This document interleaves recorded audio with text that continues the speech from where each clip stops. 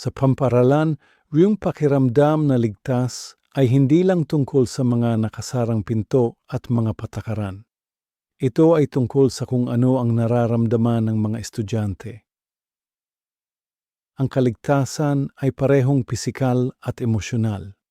Maaring pisikal na ligtas ang isang bata, ngunit nakakaramdam pa rin ng pag-aalala, takot o pag-iisa.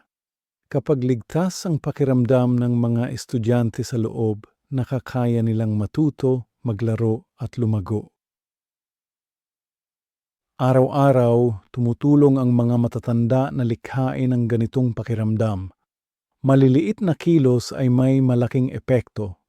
Isang ngiti, isang kalmadong boses, isang magiliw na pagbati.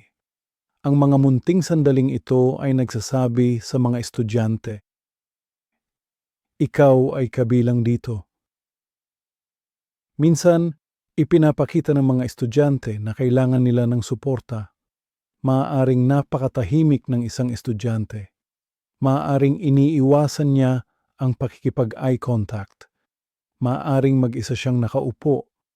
May isa namang estudyante na maaaring umiiyak. Maaaring mukhang nalilito o nawawala.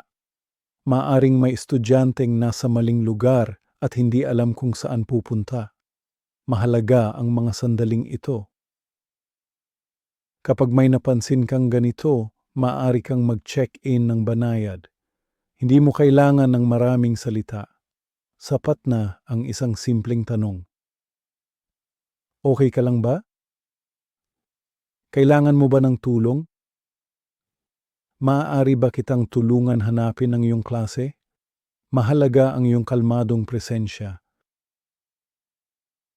Ngunit mahalaga ring malaman ang iyong mga hangganan. Hindi inaasahang malutas mo ang lahat ng problema. Kung ang bata ay patuloy na nababalisa o kung may bagay na nakakabahala, panahon na para ipasa ang alalahanin. Sabihin sa isang guro, sabihin sa isang pinuno. Sundin ang proseso ng paaralan. Tinutulungan nitong matiyak na makukuha ng bata ang tamang suporta. Narito ang isang halimbawa. Araw-araw nakikita mo ang isang tahimik na estudyante na mag-isang nakaupo. Binabati mo siya ng magiliw. Napapansin mong hindi siya sumasagot. Ipinapasa mo ang impormasyong ito sa isang guro. O kaya'y makakita ka ng batang umiiyak sa pasilyo. Manatili kang kalmado. Tulungan mo siyang makaramdam ng ligtas sa sandaling iyon. Pagkatapos, sabihin mo ito sa isang taong makakatulong pa ng higit. O kaya'y may estudyanteng naliligaw. Gagabayan mo siya ng kalmado. Sisiguraduhin mong makarating siya sa tamang lugar. Hindi mo kailangang gumawa ng malalaking bagay para makatulong sa mga estudyante. Mahalaga ang maliliit na kilos, isang ngiti, isang kalmadong boses, isang sandali ng pag-aalaga. Ang isang ngiti o kalmadong boses ay maaaring magbago ng buong araw ng isang bata.